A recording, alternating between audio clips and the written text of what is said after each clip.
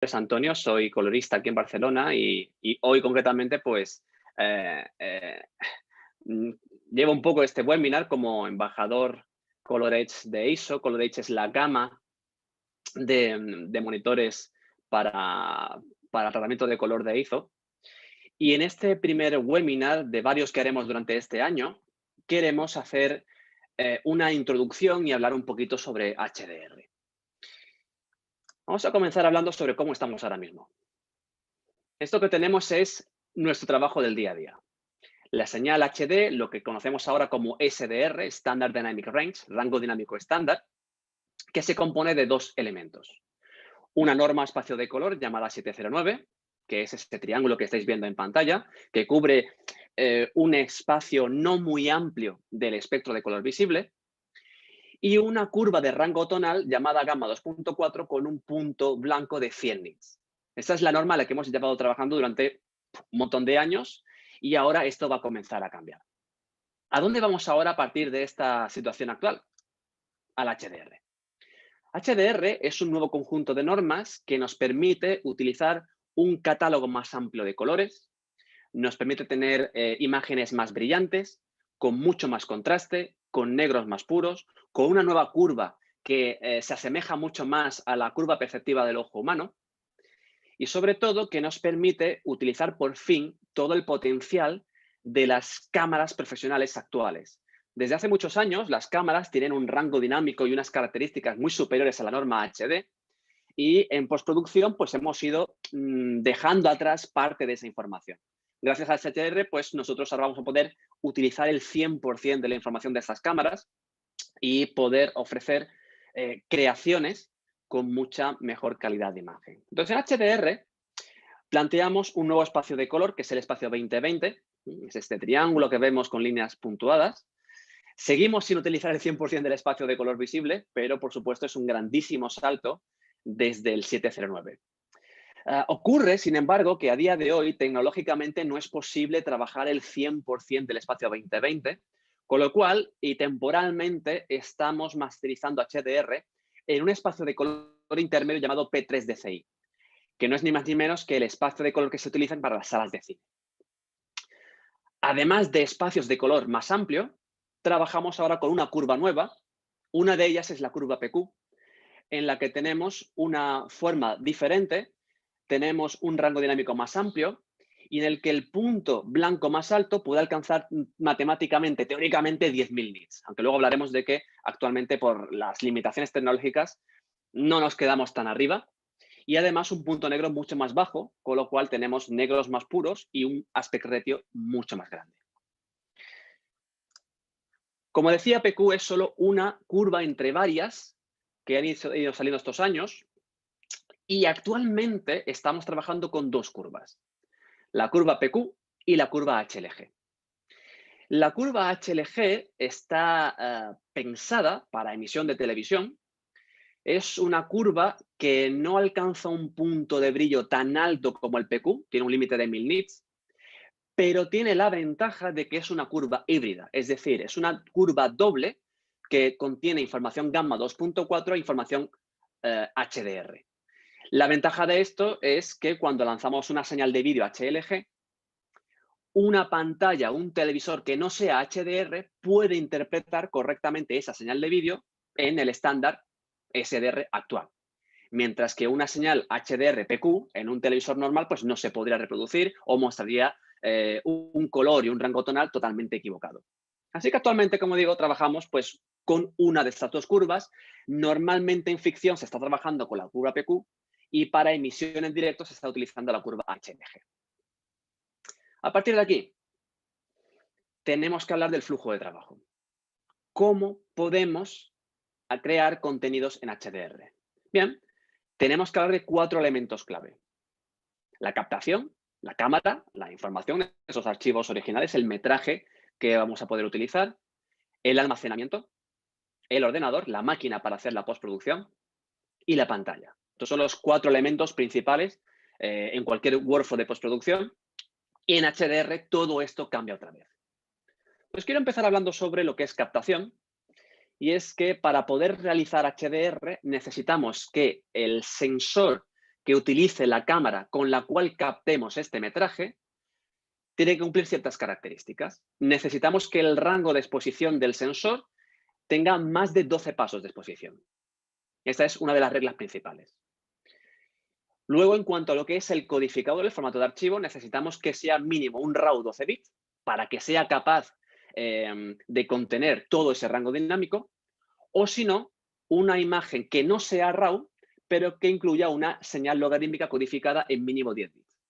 Estos son los requisitos mínimos para poder crear una señal auténticamente HDR. Y a partir de aquí, pues, es ver, por supuesto, las cámaras profesionales todas cumplen este concepto. Arri, Red, Blackmagic, Sony, Canon, etcétera, y más que se van a ir uniendo, pues, poco a poco. En cuanto al almacenamiento, los archivos HDR, como acaba de esperar, son archivos mucho más grandes. Si trabajamos con RAW, ya sabéis que los formatos RAW suelen ser formatos muy pesados. En el caso de que no sea RAW, que sean logarítmicos 10 bits, también necesitamos que sean archivos de muy buena calidad. Hablamos de archivos de vídeo con tasa de muestreo 444 y con un bitrate muy alto. Hay que decir también que no solo tenemos que pensar en el peso de la media original, sino también en la caché. Cuando nosotros configuramos nuestro software de postproducción para hacer caché y elegimos el códec en el cual queremos cachear temporalmente los archivos, siempre tenemos diferentes opciones intermedias, ProRes, DN, etcétera, etcétera. Bien, en el caso de HDR, será imprescindible que los archivos de caché sean 444. Por lo tanto, si sumamos a la media original toda esa caché en 444, estamos hablando de muchísimo, muchísimo espacio.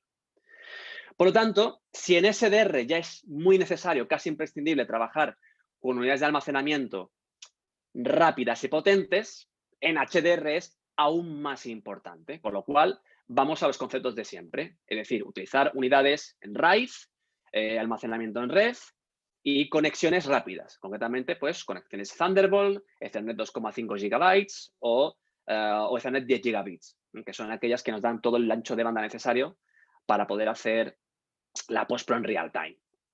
Concretamente, y en cuanto al setup que estamos utilizando últimamente, eso sería un ejemplo de NAS, es decir, estos dispositivos externos con un montón de slots para poner diferentes cantidades de disco.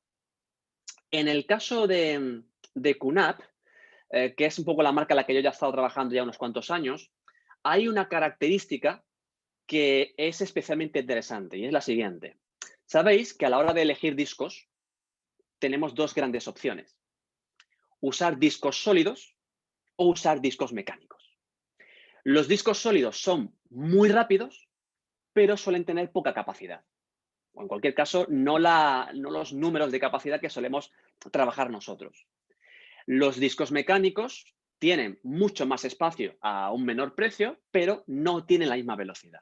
Bueno, cuando creamos una RAID, cuando usamos varios discos como una sola unidad lógica, al trabajar varios discos simultáneamente estamos sumando el rendimiento de cada uno de los discos y podemos conseguir con varios discos mecánicos un rendimiento más alto, conseguir más velocidad. Pero es igualmente muy difícil con solo discos mecánicos alcanzar el rendimiento que tienen los discos sólidos actuales.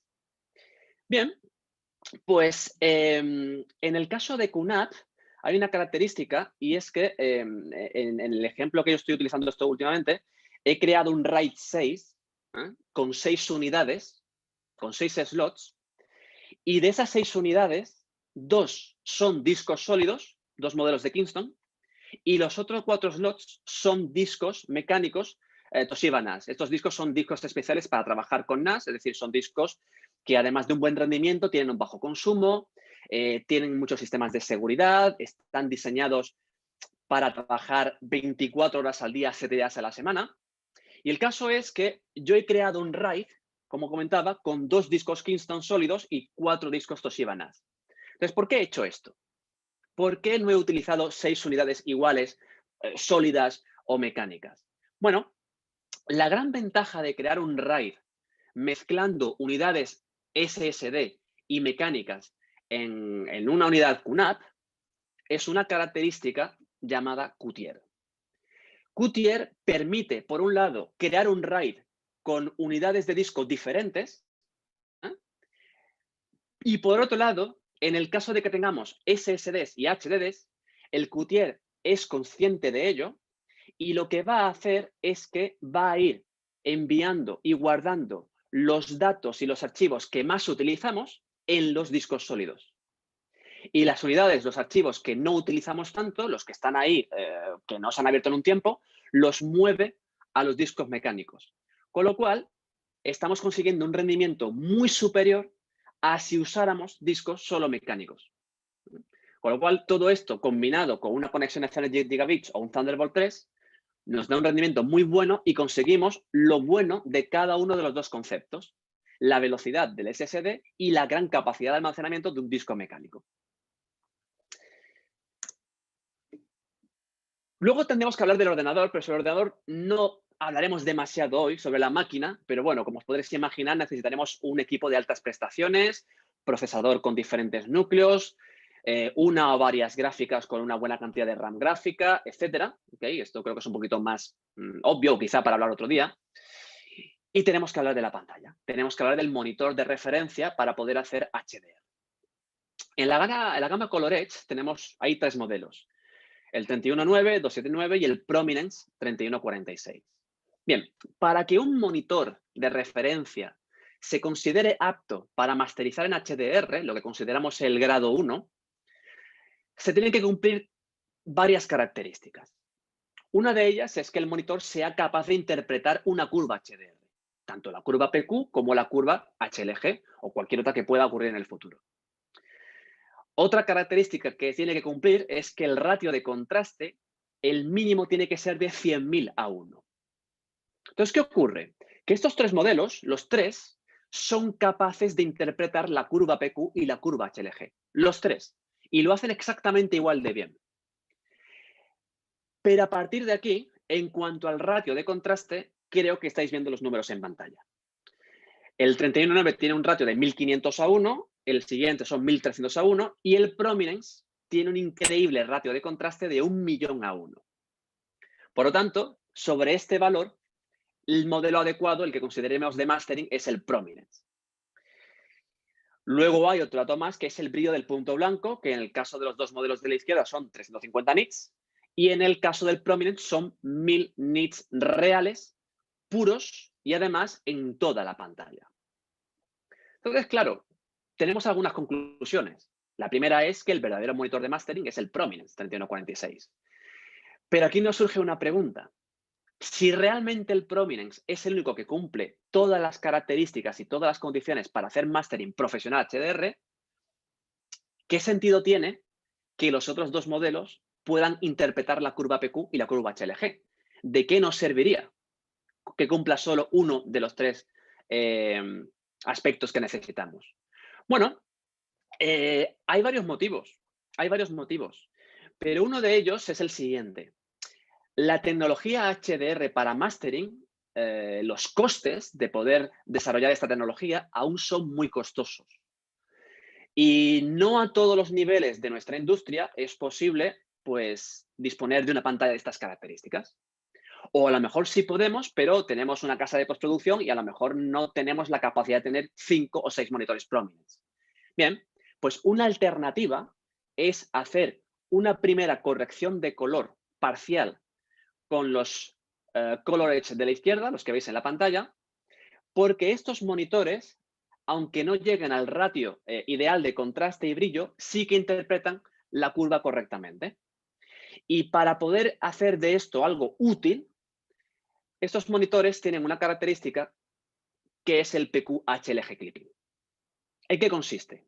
Consiste en que cuando al monitor le llega una señal HDR a 1000 nits, puede tomar 2 decisiones que, por supuesto, configuráis vosotros. Una primera opción, la que veis a la izquierda, en la que el sistema va a crear un mapa de tonos dinámico, de manera que va a crear una versión a 300 nits de la imagen original a 1000 nits. ¿Qué significa esto? Significa pues que la imagen no la estamos viendo a 1000 nits, la pantalla no va a brillar de esa manera, pero como el mapa de tonos es dinámico, es instantáneo y es muy preciso, nosotros vamos a poder distinguir correctamente todos los objetos de la imagen y la diferencia proporcional de luma de todas ellas. Con lo cual, nosotros vamos a poder hacer una corrección de color en HDR en la que podremos distinguir los diferentes objetos, sombras, tonos medios y luces, y además con la ventaja de que al no brillar tanto, pues podemos trabajar mucho más tiempo sin tener que descansar. Pero luego además hay un segundo modo, el que veis a la derecha, en el que no hace un mapa de tonos, hace un clipping nativo. ¿Qué significa esto? Pues que toda la señal de vídeo entre 0 y 300 nits lo vais a ver con total precisión y con su brillo real, y toda la información que haya por encima de 300 no la veríamos, veríamos un blanco puro. Entonces, con este segundo modo, no podríamos trabajar los objetos que tengamos por encima de 300 nits, pero los que tenemos entre 0 y 300 lo vemos con total precisión. Así que una alternativa para hacer HDR a nivel parcial es utilizar estas dos técnicas para poder hacer una corrección de color HDR y a partir de ahí, si nos es posible, usar un prominence para hacer un pase final, una quality control final y poder acabar de establecer los negros más puros y los blancos especulares, por ejemplo. Sería un ecosistema mucho más económico, totalmente compatible porque todo sería ISO y de hecho es un flujo de trabajo aprobado por Netflix. Hay producciones de Netflix que se han hecho así, con un primer color grading en modelos 31.9X y después una segunda corrección de color un poco más breve, más enfocada a luces altas y sombras en el prominence.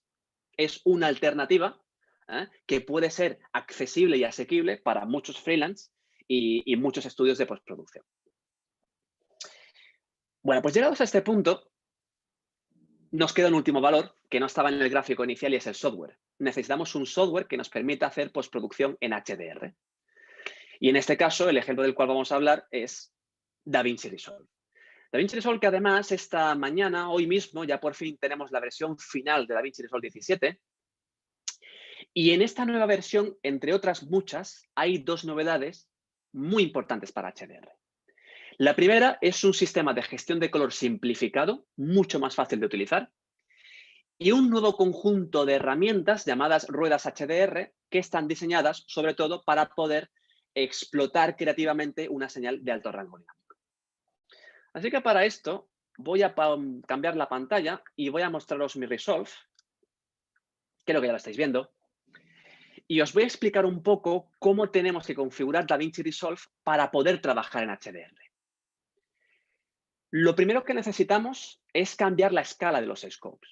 En DaVinci Resolve 16 contamos con la escala 10 bits, ahora en 17 tenemos la escala de 0 a 100 nits, pero sobre todo, en las opciones, podemos ya activar más cómodamente la escala HDR. Esta escala va a ir cambiando. Si lo configuramos en PQ, tendremos de 0 a 10.000. Si lo configuramos en HLG, tendremos de 0 a 1000 nits. Y él automáticamente detecta la señal y se configura sola. Lo siguiente que necesitamos es usar un sistema de gestión de color. En SDR no es del todo imprescindible. En HDR es totalmente necesario. De modo que en Resolve 17 tenemos DaVinci y RGB Color Manage con una novedad que son estos presets. Y contamos con dos presets HDR. El HDR P3 Broadcast y el HDR Rec 2020. Yo os comentaba hace unos minutos que actualmente no es posible masterizar al 100% el 2020 por una limitación tecnológica momentánea y que realmente trabajamos de manera limitada en el P3.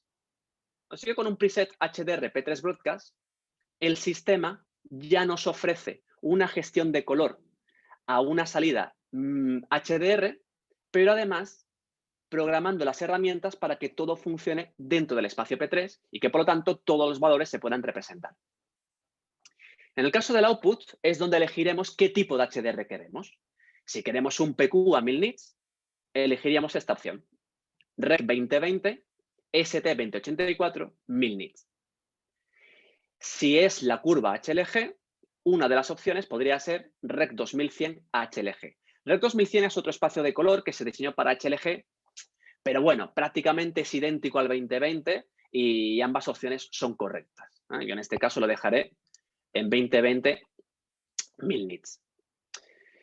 Luego, además, aquellos que contéis con la posibilidad de tener no ya solo un monitor de referencia HDR, sino un monitor de ordenador HDR, que también hay modelos, o una ISO 26.9, que se podría utilizar como monitor de interfaz, podemos activar la casilla Display HDR on Viewers para que en la interfaz, para que en el visor de la interfaz podamos ver también una preview en HDR.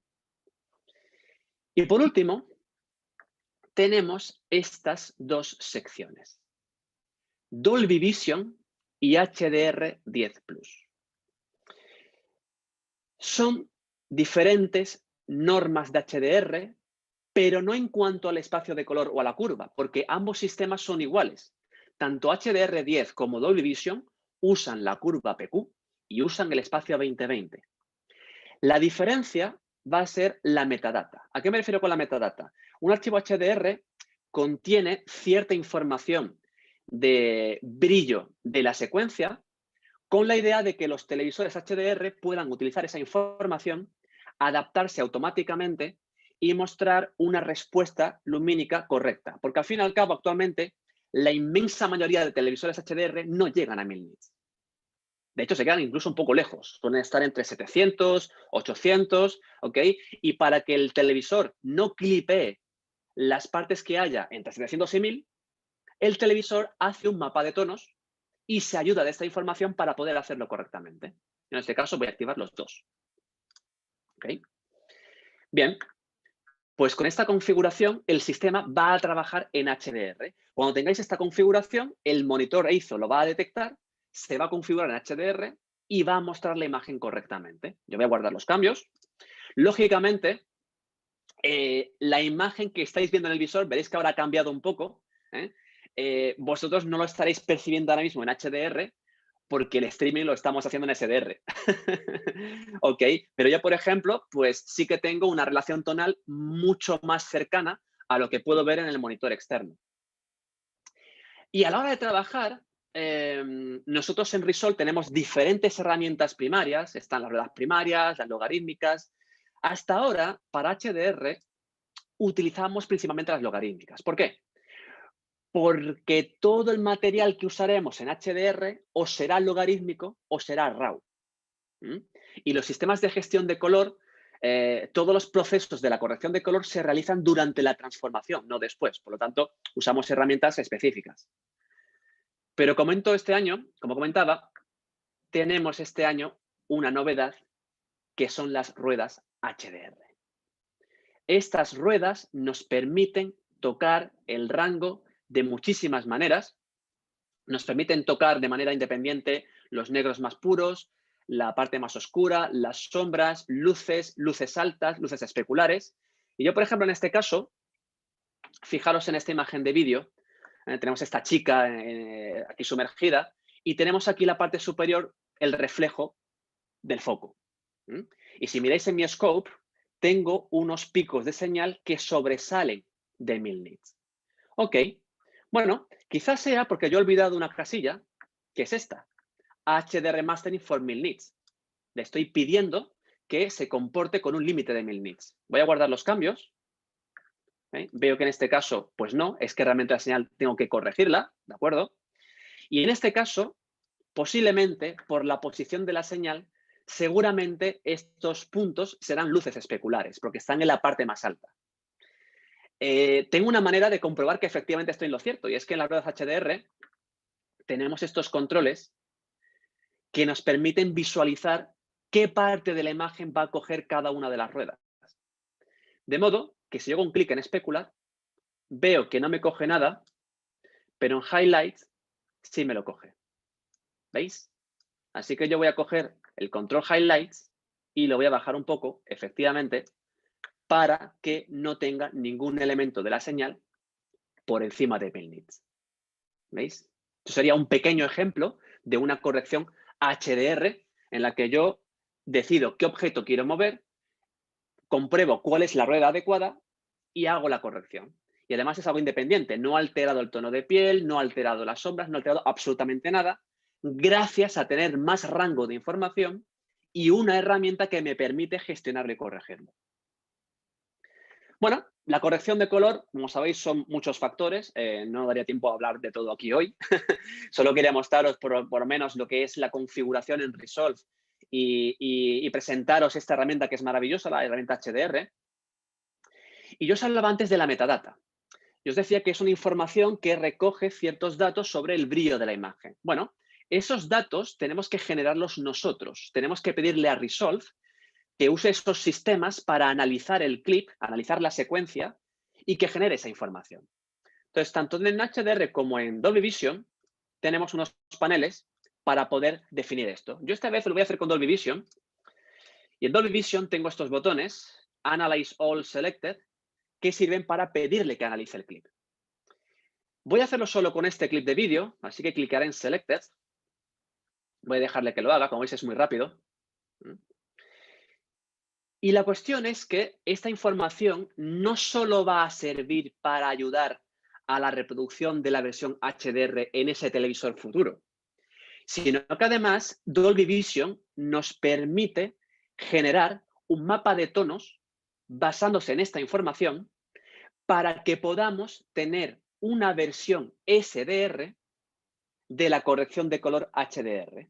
Es decir, que no tengamos que hacer la corrección de color 2 veces desde el principio. El sistema, a partir de la versión HDR, crea una versión SDR.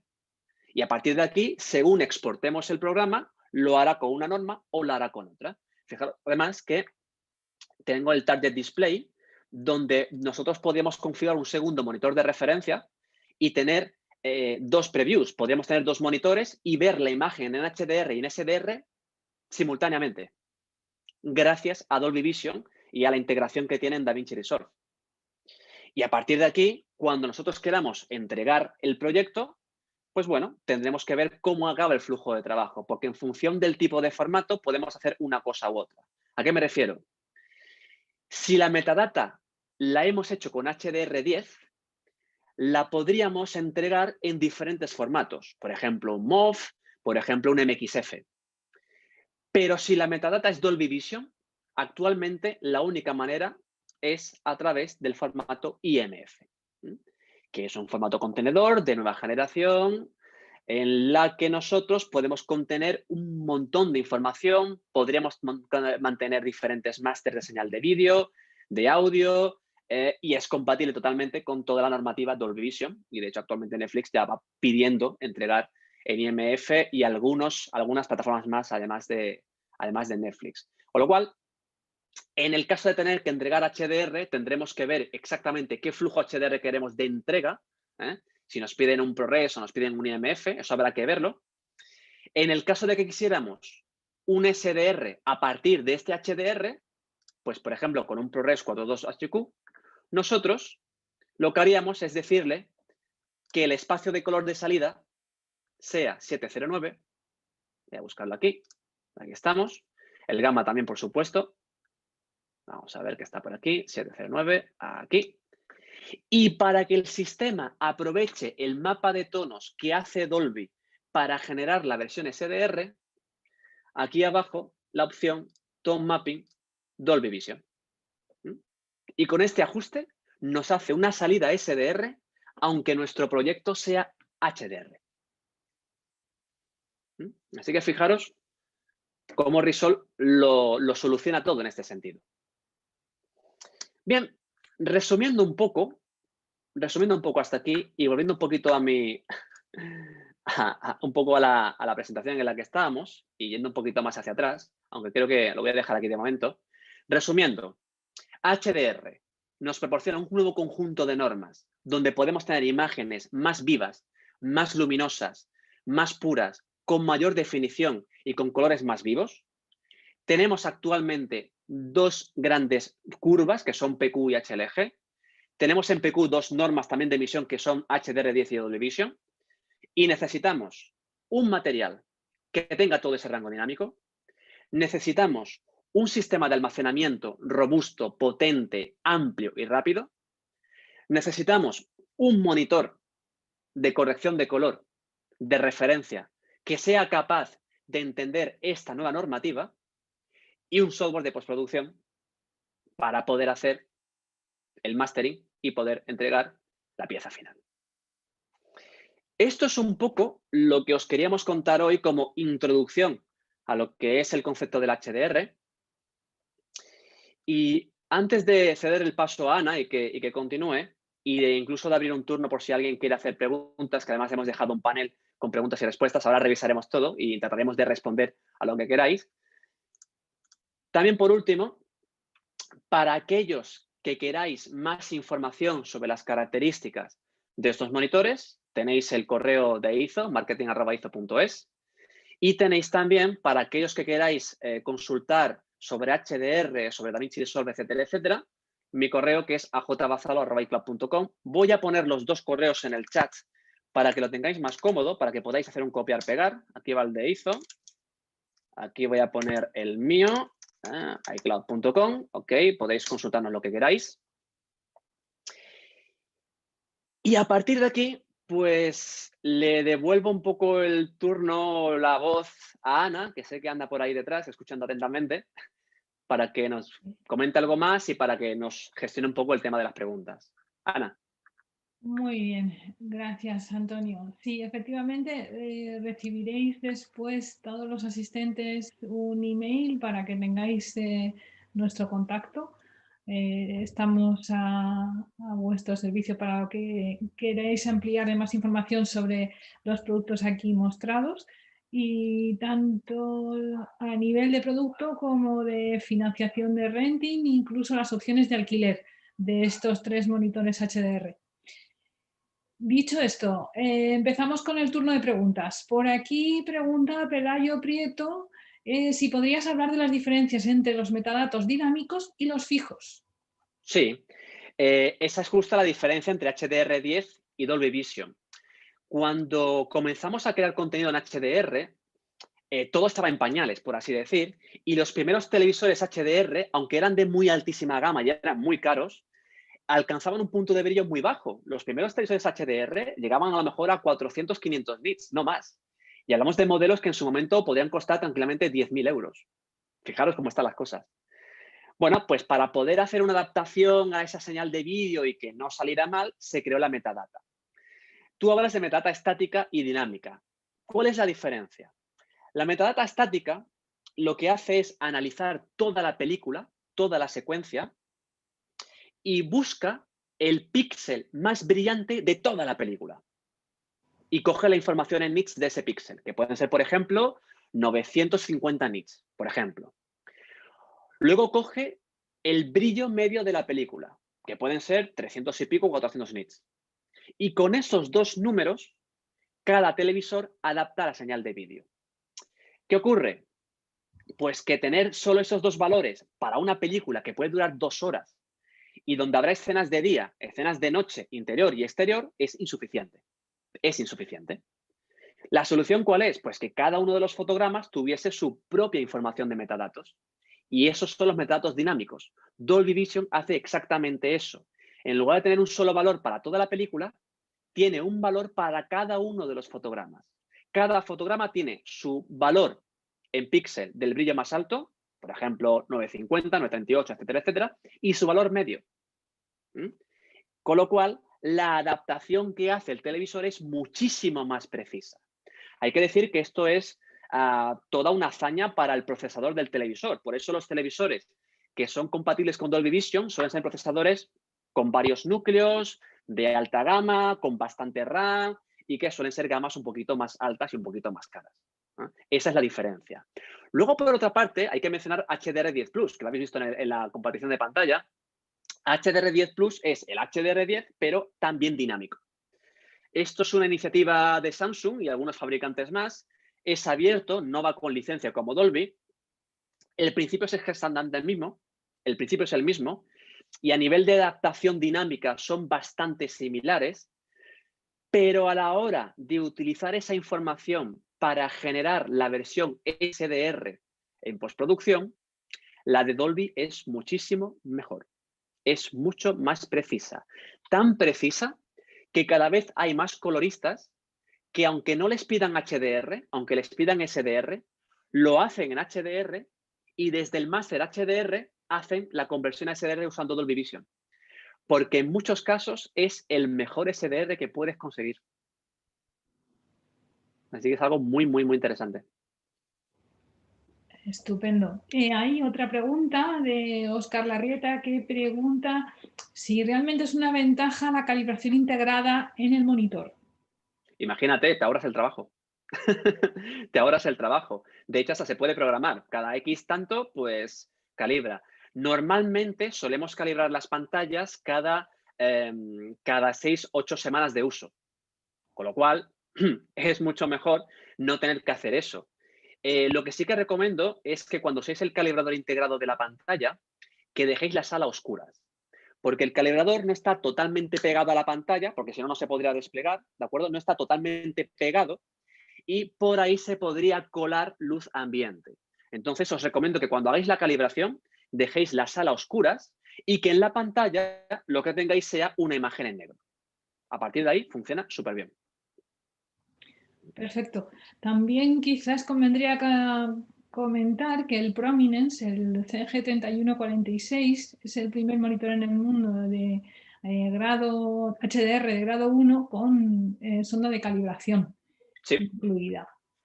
A ver, tenemos más preguntas por aquí de Víctor Martín que dice, es interesante el nuevo preset DaVinci White Gamut, sobre todo para el caso de talonar SDR y HDR para un mismo proyecto. ¿Lo has probado? Sí, sí. Está pensado, por un lado, para tener en mente que haremos las dos versiones y también está pensado para cuando tengáis secuencias de diferentes cámaras, porque cada cámara tiene su gamut.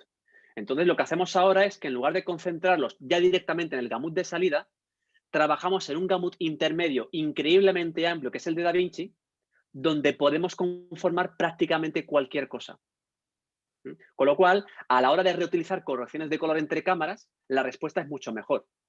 Y la respuesta que dan las herramientas en cada uno de los clips de cada una de las cámaras es prácticamente idéntica. Bien, a ver, Guillermo nos pregunta que ¿puedes ahondar un poco más en el concepto de perceptual quantization? Sí, está desglosando el concepto del PQ.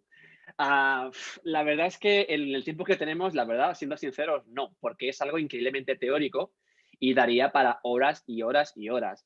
Puedo comentaros algunas cositas que de hecho ya las he mencionado. Es una curva muy diferente en forma a la curva de corrección de gamma, porque la curva de gamma era realmente un defecto de las pantallas CRT, mientras que la curva PQ es una curva que intenta representar la respuesta perceptiva del ojo humano. Es una curva realmente logarítmica, hasta el punto de que cuando tenéis material en log y lo pasáis a una pantalla HDR, solo con poner HDR ya se ve bien. Ya no se ve logarítmico. Se ve muy bien de entrada. Es una pasada. Y es una curva además que tiene una longitud mucho más extensa. El límite está en 10.000 nits teóricamente porque se supone que el rango dinámico humano alcanza los 12.000 nits. Se supone. ¿Vale? Esto, estudios científicos, en fin, ya sabéis que luego la ciencia todo cambia. La cuestión es que tecnológicamente es imposible llegar a 12.000 nits o a 10.000. Estamos ahora en 4.000 a nivel de norma real de postpro. Y también os digo una cosa, 10.000 nits es mucho brillo. 10.000 nits concentrados en una pantalla de 55 pulgadas a 2,5 metros del sofá es muchísimo brillo. Tengo dudas de que lleguemos a ver eso si no hay un cambio paradigmático en el sentido de pantallas más grandes, arquitecturas diferentes, o no lo sé. De hecho, las primeras normas que se han aprobado para HDR en cine ni siquiera llegan a 1.000 nits, llegan a 500. Porque claro, entre que es una sala totalmente oscura y una pantalla tan grande, ya 1.000 nits se ve que es mucho en esos contextos. O sea que vamos a ver realmente hasta dónde le sacamos partido a este tipo de curvas. Habrá que ver un poco el futuro. Siguiente pregunta de Pelayo Prieto. ¿Son los metadatos los que permiten que el televisor, aunque no sea HDR, haga la conversión a SDR con una interpretación de ese talonaje en HDR?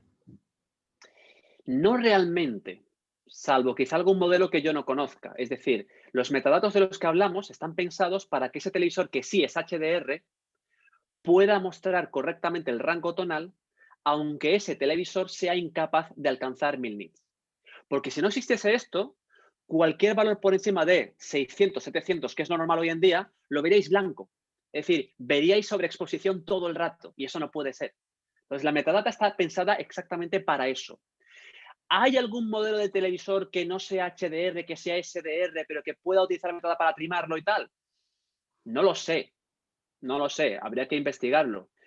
Me resulta un poco extraño que exista eso, porque no le veo el sentido comercial, francamente. No le veo el sentido.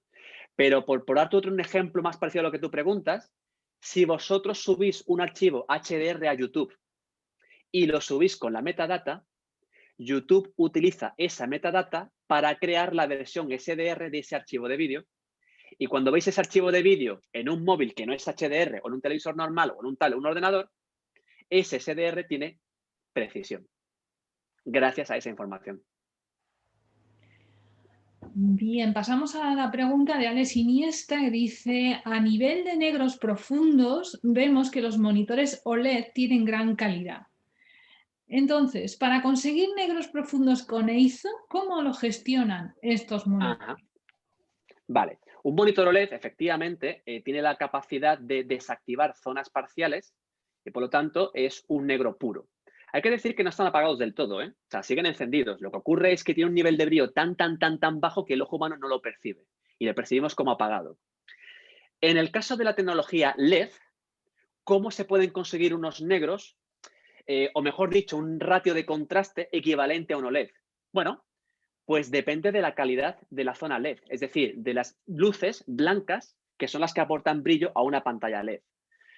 Cuanto más alta es la gama de un monitor, más zonas LED tenemos en la pantalla, más independientes son la una de la otra, más inteligentes son, más precisas son en su nivel de brillo y más rápidas son a la hora de hacer una gran bajada de luma o una gran subida de luma. Entonces, esto va en el precio. Este es uno de los motivos por los cuales monitores como la Prominence tienen un coste tan, no voy a decir elevado, porque de hecho la Prominence es la más económica de toda la gama HDR Prominence, Radeon 1, pero este es uno de los motivos por los cuales los costes actuales son los que son, porque se requiere introducir en el panel muchísimas zonas de luces LED y cada una de esas luces LED tiene que tener una buenísima precisión, una buenísima respuesta y luego un software y un hardware de control, de gestión de todos estos componentes de la pantalla que sepa interpretar correctamente la PQ y poner el valor que tiene. Yo os puedo decir que en el caso de la Prominence, que la estuve usando un par de meses, el negro era increíble. El negro era increíble. De hecho, no llegué a comparar con mi OLED porque no podía ponerlas juntas la una al lado de la otra, pero prácticamente me costaba mucho creer que no era OLED. Me costaba muchísimo creerlo. Así que para mí es excepcional la respuesta de este monitor. Y no olvidemos que con la financiación ya no es un problema cuando tienes una posibilidad de adquirir esos monitores en renting. Claro, eso Otra es. pregunta, sí, por parte de Sergio Vargas, dice, ¿es ACES la mejor manera de trabajar en HDR? No necesariamente. Tanto ACES como DaVinci Color Manage tienen todas las opciones para poder hacer la conversión a HDR. De hecho, son sistemas muy parecidos. Son sistemas muy parecidos. Este año es incluso más parecido que nunca el uno del otro. Con lo cual, los dos son perfectamente hábiles. Claro, DaVinci da una respuesta muy interesante porque no solo da el sistema de gestión de color, sino que da las herramientas, da todo el contexto de software de postpro. Con lo cual, la integración de interfaz, herramientas y gestión de color es mejor que la de ACES. Ahora bien, si el flujo de postproducción incluye trabajar con diferentes software, pues a lo mejor nos vemos obligados a usar un flujo ACES.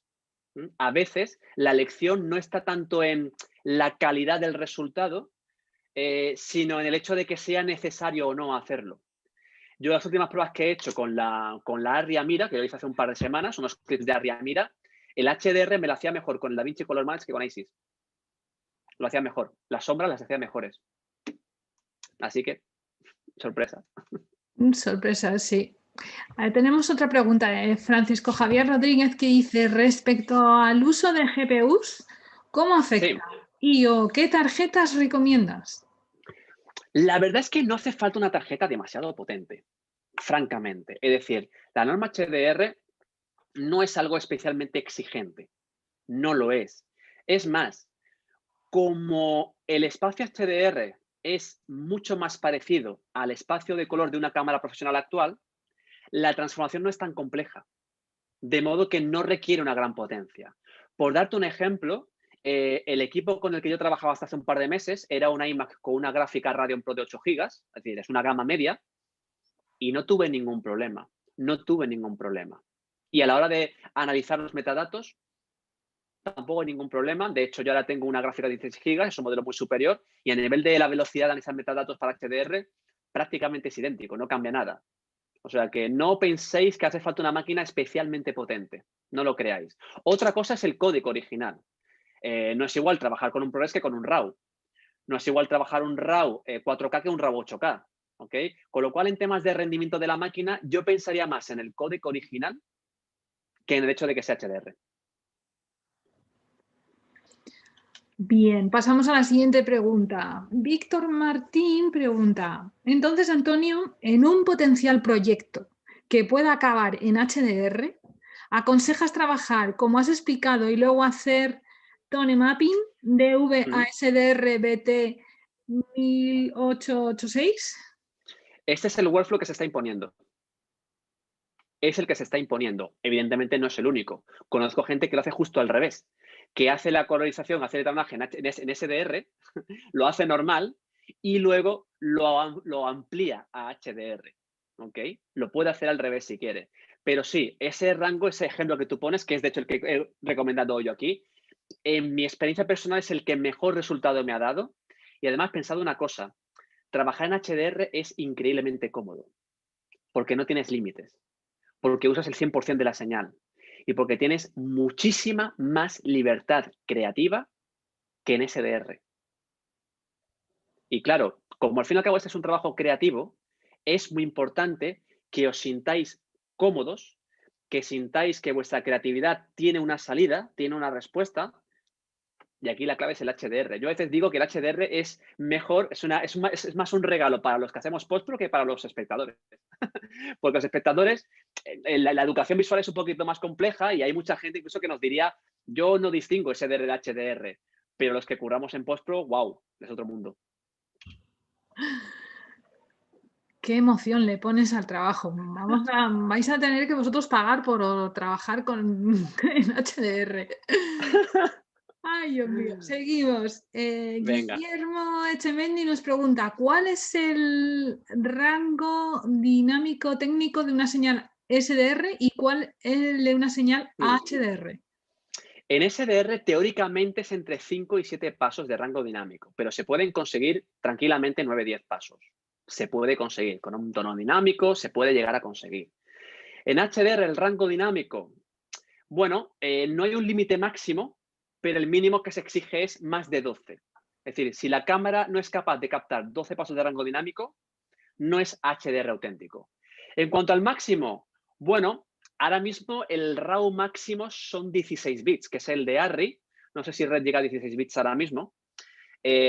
Con lo cual, con 16 bits en RAW lineal tendríamos 16, 17, 18 pasos de rango dinámico aproximadamente. Ahí son un poquito los límites en los que nos movemos. También hay que decir que no depende solo del sensor. Cuando subes la ISO, el rango baja muchas veces. Entonces, bueno, no hay un valor concreto, francamente. Ya veo. Seguimos con una pregunta de Francisco que dice, ¿cómo se aguanta tanto tiempo trabajando en HDR? Si yo veo una película en casa, por la noche tengo que poner el ahorro energético al máximo para poder ver sin que me reviente el ojo. Fijaros que yo decía 10.000 nits son mucho, pero es que 1.000 también son muchos nits, son muchos nits. Pues pasa un poco de todo. De entrada descansamos más, descansamos mucho más el ojo. Hay que parar mucho más veces. Conozco compis que usan gafas polarizadas para HDR. Y otra opción es no hacer todo el proceso de corrección de color con un monitor 1000 nits.